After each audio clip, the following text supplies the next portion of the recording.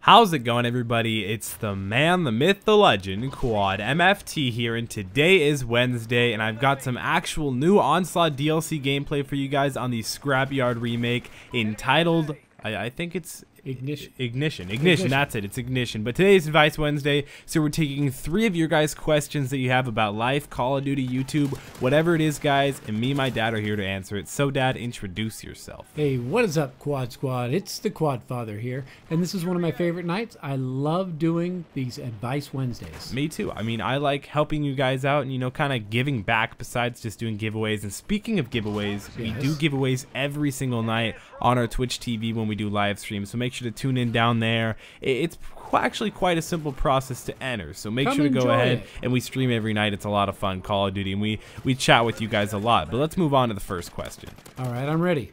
Are you sure? Are you sure about this? I'm braced. All right, here we go. Hey Quad and hey Quad Father, I love watching your videos, love your streams, and have been watching for about a whole year. Well, this guy's quite a loyal fan. See, now, I like this girl in my school, and I really don't know what to do to make her to like me or get her attention. I also get really nervous to ask her out. What should I do? Hashtag Quad Squad. Well, Jason, you know what? A lot of guys have that problem. Jason? Yeah, I just named him Jason. I figured he needed a name. Okay. Okay, so Jason. You know, a lot of guys do have the problem. I still feel awkward when I'm talking to a girl who I think's attractive, and I don't know if she likes me or whatever. Yeah. So I always come up with something that I'm actually curious about. You know, I want to talk about her because probably her favorite topic is her. Oh, easily. I noticed that today in PE. People like talking about themselves. I can ask a question and they'll go on for 2 minutes about it. And it makes them, I don't know, kind of like me a little bit more. Maybe? Yeah, well, you know what? Maybe help, at least. One of the first things I look for is someone who likes me. Yeah, I mean, that's got to be a requirement. Right. So if you get them talking about themselves, it takes the pressure off you. It gives you something to talk about, something to respond to. You can even have some fun with it, have a laugh. You know, and I think as soon as you get the laugh going, then you release the tension and you start to enjoy yourself. So that's one of the small things. Also, I think if you're paying attention to what she's saying, you can show interest in what's going on. And anybody who's interested in me, I like. So. Yeah, very true. So I mean that goes the same way with the girl you're talking to or a guy you're trying to become friends with or whatever it is. I really don't know if you're gay. I don't care. What? It makes no difference to me. But this one says, well, you want to move on to the next one? Or let's spend a little bit more time on this. To me, everybody likes taking a dip in Lake Me. I like parking my houseboat in the middle of Lake Me and talking about me. So I figure everybody else likes to do that too. So if you can get them talking about themselves, that's probably one of the best ways to kind of relax and just get into the conversation. Okay. You want to move on to the next one now from Jason? Or the last one was from Jason. Yeah, I think David is going to be this one. Well, okay. This one says, hey, Caleb and Courtney, I could use... girl.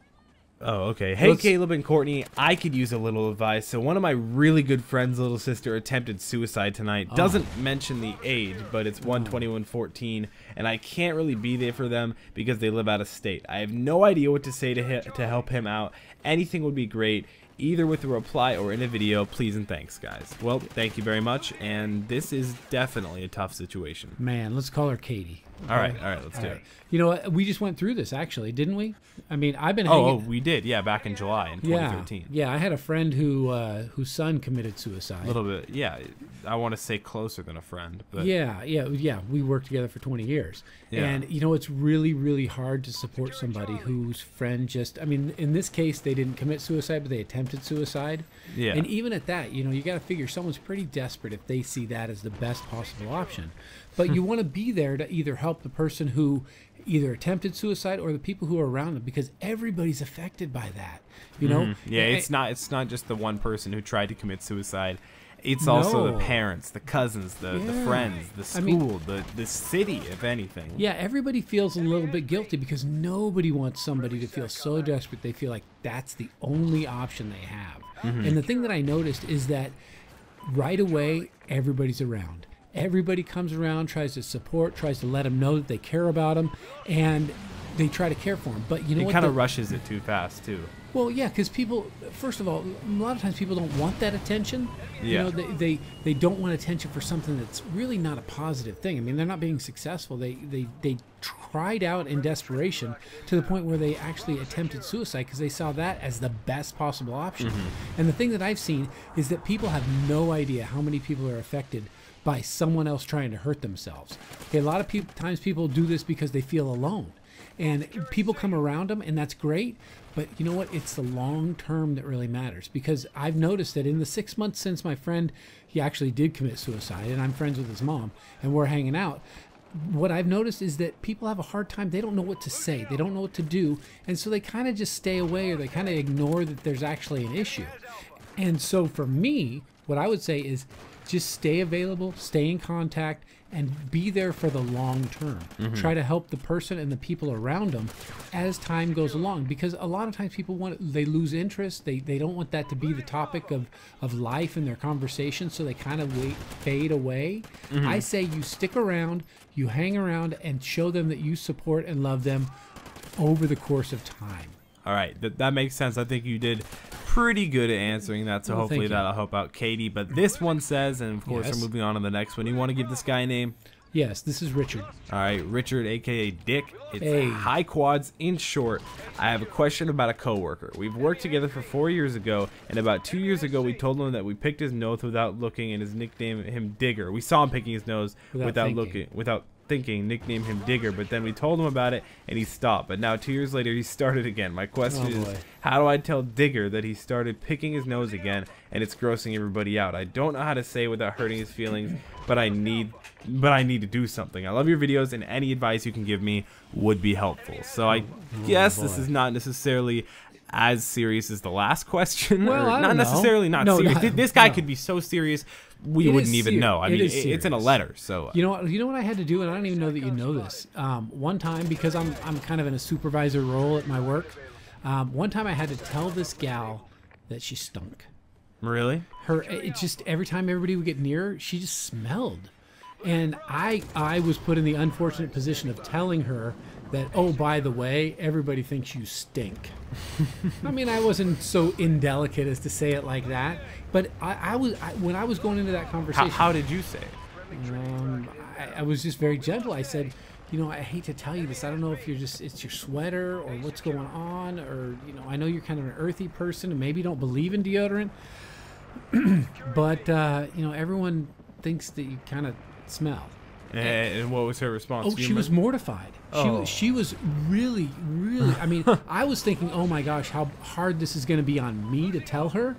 But what I didn't think about was how it would affect her. I mean, think about it. If someone told you stunk on a consistent basis so bad that you had to sit down with your boss and they had to tell you that you stunk, man, how would you feel? So I think it's kind of a similar situation. Not very good. No, I hope not. If you think so, we have some other conversations to have off air here. Yeah. But no, this is a really similar situation as, you know, with a guy who's picking his nose. I mean, you got to figure something's going on with this guy, because I kind of always know where my hands and fingers are. And if if he's just not noticing it, then that's kind of weird. Yeah, if he's itching his butt or his nose and he doesn't quite realize it, and then someone tells him, and then later he comes back to it, I say you actually have to sit down and have a conversation. Well, and I think he could be also, like, you know, dozing off and not really thinking about it. With your finger up. Has that ever happened to you, son? I can't remember because I was dozing off. Oh, okay. Yeah, it makes sense, right? Sure, I'll buy it. No, so I think what you have to realize is this person's going to feel awkward too. And actually, they're not going to be focused on you and saying that, you know, oh no, you told me. This person is going to feel really bad about getting back into it again. I mean, so to speak. It's like a drug for them now. It's sad that they developed that. Yeah. You know what? You know, I just got to say, you just got to come out with it. You just got to say it straight. Find a moment where other people aren't around. I'm sorry. I'm just laughing. Pick your moment. Bada bing.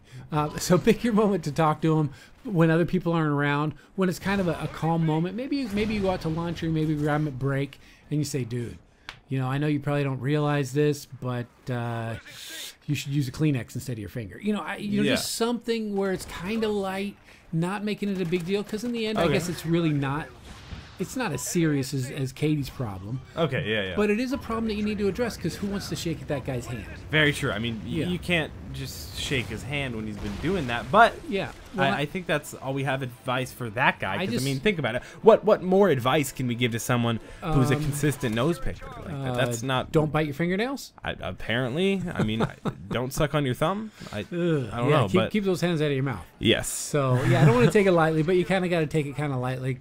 But you still have to bring it up. So yeah, that's my advice. All right, I think you gave some pretty good advice. I think we gave some pretty good advice. For that advice, would you guys mind? Oh yeah, would you guys mind leaving a like on this video? I will.